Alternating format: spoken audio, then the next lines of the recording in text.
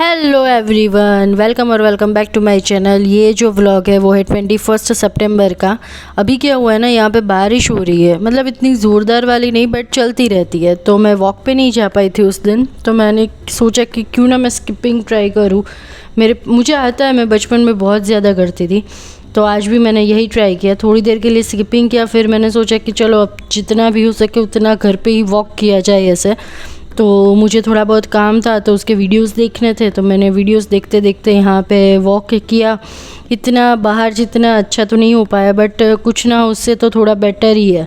और मतलब फिर भी मैंने 5000 कुछ स्टेप यहाँ पे कंप्लीट कर दिए थे। तो यस, यही था।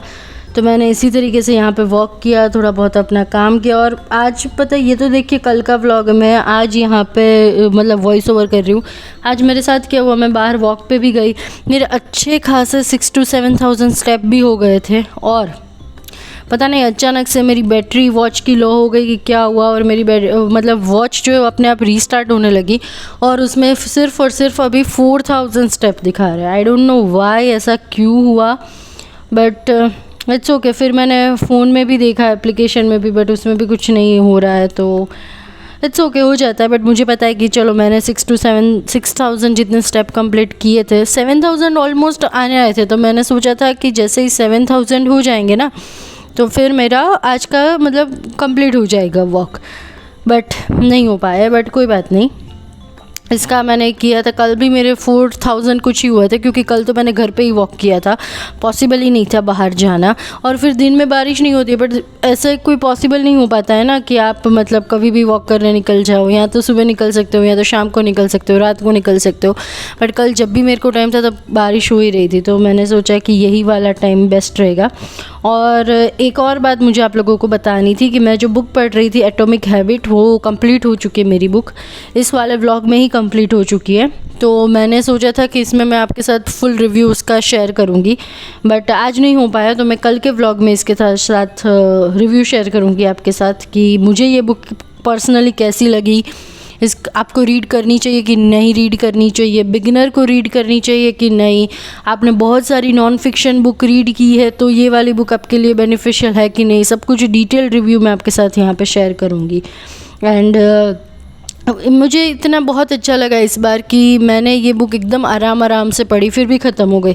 जनरली अभी क्या होता है कि जब भी हम बुक शुरू करते हैं ना, तो हमको ऐसा लगता है कि बस एक वीक में या तो 4-5 दिन में मुझे बुक ख़त्म करनी है, और उसमें या तो एक दिन अगर आपका स्किप हो जाए तो हो नहीं पाता, या तो फिर मतलब टारगेट कंप्लीट नहीं हो पाता। बट इस बार मैंने सोचा था कि मैं सिर्फ और सिर्फ 2 चैप्टर पढ़ूंगी, 15 पेज ही पढ़ूंगी, मतलब रोज़ के 2 चैप्टर में जितने भी आते 15, 20, 10 उतने ही पेज पढ़ूंगी। मुझे कोई जल्दी नहीं है, मुझे बस इसको रिटेन करना है एंड रोज़ पढ़ना है।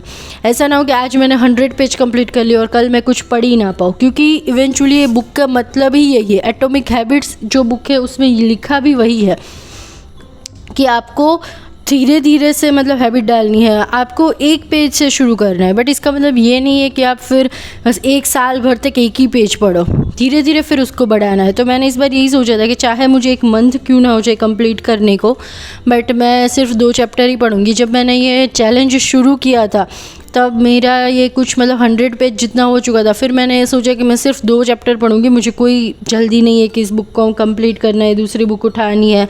नंबर से इवेंचुअली कोई फ़र्क नहीं पड़ता इतना। तो मैंने यही सोचा था कि देखते हैं कब ख़त्म होगी। मुझे तो लगा था जब 21 डेज़ का चैलेंज ख़त्म होगा उसके बाद ये ख़त्म होगी, बट नहीं, आज ही ख़त्म हो गई 10 दिन के बाद। अभी मैं कोई नई बुक शुरू करूँगी। तो it's a very good book, but detail review मैं आपके साथ इसका कल शेयर करूँगी।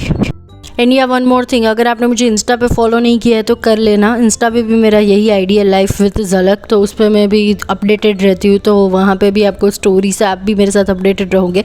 और यहाँ पे मैं कुछ बुक के ऑप्शन आपको दिखा रही हूँ। एक था रिच डैड पुअर डैड, फिर Sapiens with 13 steps to bloody good wealth, फिर ये the vault of Vishnu and 7 habits of highly effective people. तो मैं सोच रही हूँ कि नेक्स्ट कौन सी पढूँ।